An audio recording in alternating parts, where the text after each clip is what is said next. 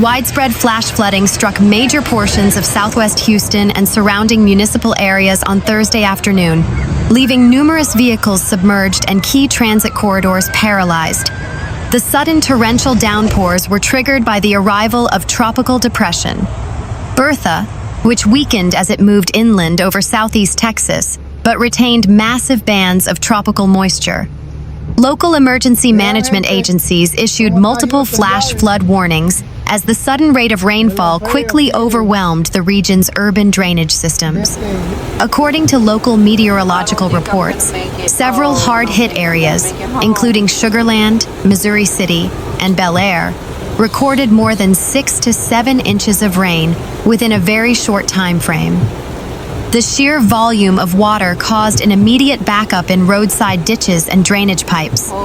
Commuters on their afternoon journeys found themselves trapped as neighborhood streets transformed into fast-moving rivers within minutes. First responders and local news crews from outlets like Fox 26 Houston reported multiple high-water rescues and stranded motorists. Along West Belfort Avenue near the Southwest Freeway, several cars were filmed stuck in deep floodwaters, with at least one individual requiring emergency extraction by rescue groups. The impacts of the tropical system were not confined solely to natural precipitation. In southwest Houston, an unexpected infrastructure failure compounded the traffic chaos. Several blocks along Richmond Avenue, just west of Chimney Rock Road near the Southwest Freeway, suffered severe flooding after a major water main ruptured overnight. The combination of the burst water line and Bertha's outer rain bands forced Houston Public Works crews to deploy to the area, restricting access and shutting down lanes on the busy commercial corridor. Further north, feeder roads along Interstate 45 North also experienced notable standing water, drawing warnings from the Harris County Sheriff's Office. Despite repeated warnings from official channels to turn around, don't drown, digital media feeds showed several high-clearance trucks and standard vehicles attempting to wade through the murky waters, occasionally stalling out and worsening gridlock. Emergency officials at the Houston OEM, Office of Emergency Management, and Harris County authorities urged residents to stay off local roadways until the ponding subsided.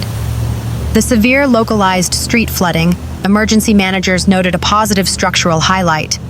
The city's vital network of bayous and deep channels remained mostly within their banks, preventing a more catastrophic riverine flood event. Writers and safety advocates highlighted that the main danger of systems like Bertha is the localized rainfall rate rather than wind speed.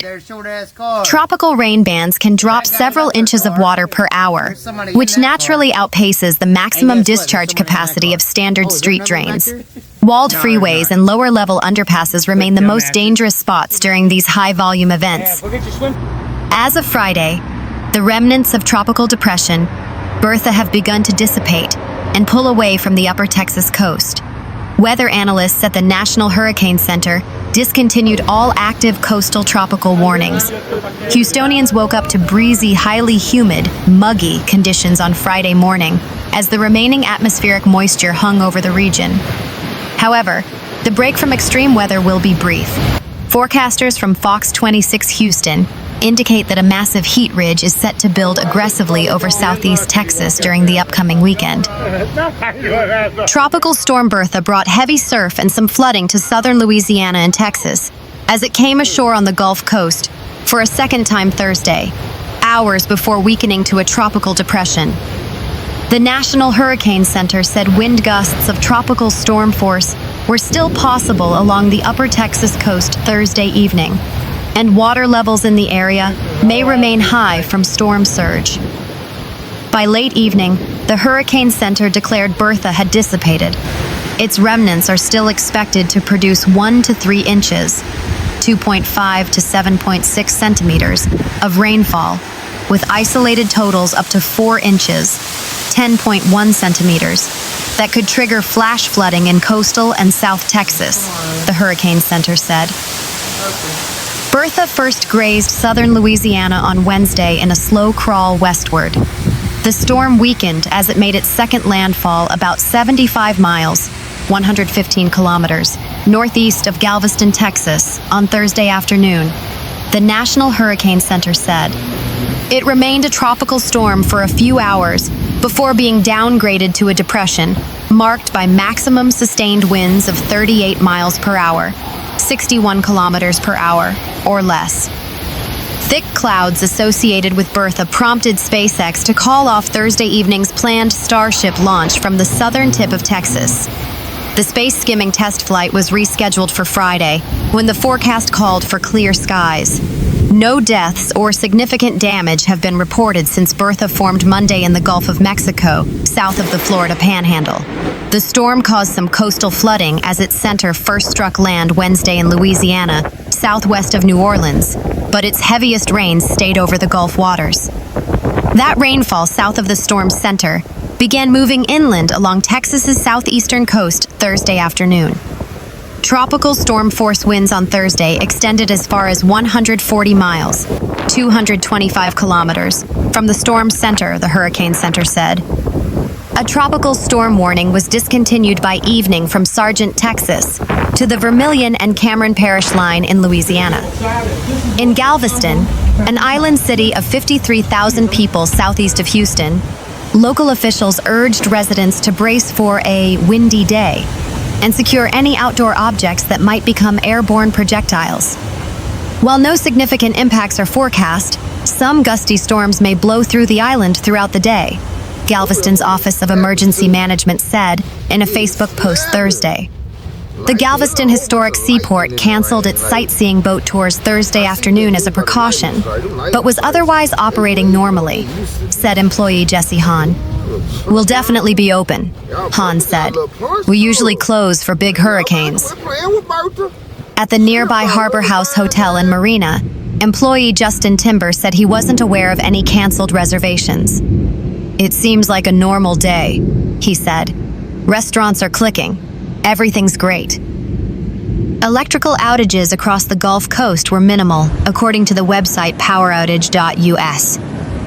Still, Bertha's passage wasn't harmless. In Pensacola, Florida, officials closed an area around a storm-damaged beach boardwalk, Mayor D.C. Reeves said Thursday on Facebook.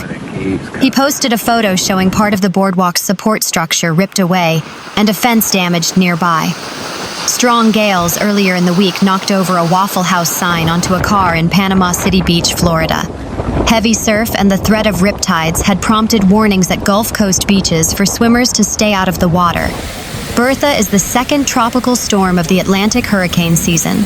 Tropical Storm Arthur in June brought heavy rainfall to the southeastern U.S. In the eastern Pacific Ocean, Hurricane Fausto churned far from land Thursday.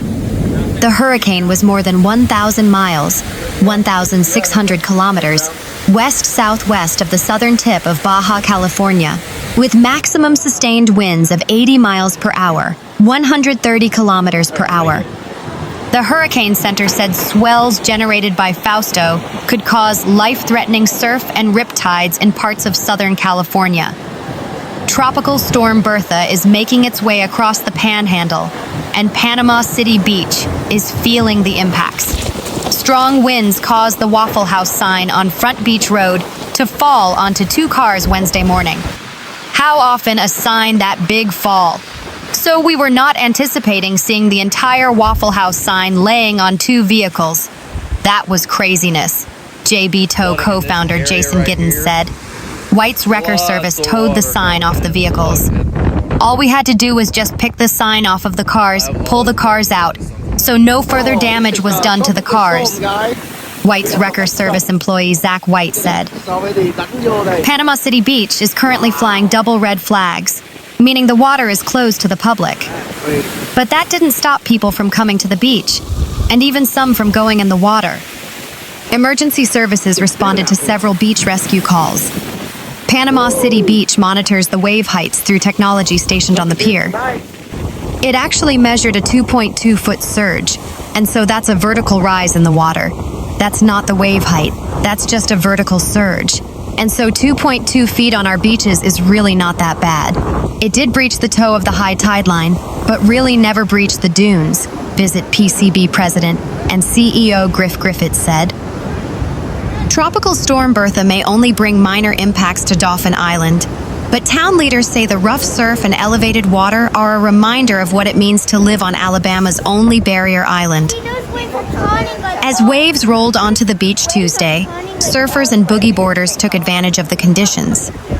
At the same time, town officials were preparing for possible saltwater flooding, increasing rip current risks, and the long-term effects tropical weather can have on the island's shoreline. Anytime we get a storm in the Gulf, we take it very seriously, Dolphin Island Mayor Jeff Collier said. Over the past several days, the town has been sharing updates with residents and visitors as Bertha approached. Officials are asking people to move vehicles from flood-prone areas on the island's west end, where saltwater flooding is possible. While Collier said the town is expecting only minimal impacts from Bertha, he stressed that residents should continue monitoring the storm's track and remain prepared. We're really expecting minimal impacts at this point, but obviously the rip current risks are going to get worse as time goes on, Collier said. We're asking people to tighten down loose items such as trash receptacles, deck furniture, things that can easily be blown around. At the end of the day, we want folks to continue to monitor the track and intensity of the storm because these storms can be very fickle. They can change direction and change intensity with little notice. Officials are also encouraging beachgoers to stay out of the water as rip current risks increase. Unlike mainland communities, Dolphin Island is a barrier island, a narrow strip of sand that absorbs wave energy and storm surge before it reaches inland communities. That geography also makes the island one of the first places to experience the effects of tropical weather. Being a barrier island, obviously we're at the proverbial tip of the spear, Collier said. We're the ones that's going to get the most impacts, probably the quickest part of the impacts. We're going to get into the storm surge. We're going to get into the waves, the rip currents. All of those different things are going to be accentuated here on a barrier island. Because much of the island sits at a low elevation, even relatively small rises in water levels can create saltwater flooding in vulnerable areas. The same waves attracting surfers Tuesday also illustrate one of Dolphin Island's biggest long-term challenges: erosion. Barrier islands naturally shift over time as wind, waves, and tides move sand along the shoreline. Tropical systems accelerate that process, washing sand away from beaches and dunes while increasing flooding in low-lying areas. Erosion is always an issue, particularly with storms like this, Collier said. Town leaders have already completed a restoration project on the island's east end and are now preparing for a similar effort on the west end. We're about to do a similar project on the west end, which once that project gets in place, these types of impacts will have very little effect, Collier said. We won't have this routine flooding once that restoration project gets put in place. Construction on the West End Restoration Project is expected to begin in early 2027. Collier said while the project won't help with Bertha, it is designed to reduce the routine flooding and erosion the area experiences during tropical weather. Even with only minor impacts expected, Dolphin Island officials are encouraging residents to prepare now rather than wait for conditions to worsen. Sandbags are available through the town's Public Works Department for residents who need them. The town is also providing designated parking areas for people moving vehicles out of flood-prone portions of the West End. Collier said the town stays prepared throughout hurricane season and hopes residents and visitors will do the same. We're very accustomed to storms, and I feel like the town, our staff, we're very prepared, he said. We only encourage and hope that our citizens are doing the same. Officials say visitors should continue monitoring local weather conditions, heed beach warning flags, and avoid entering the water while dangerous surf and rip current conditions persist. I think that storm's coming.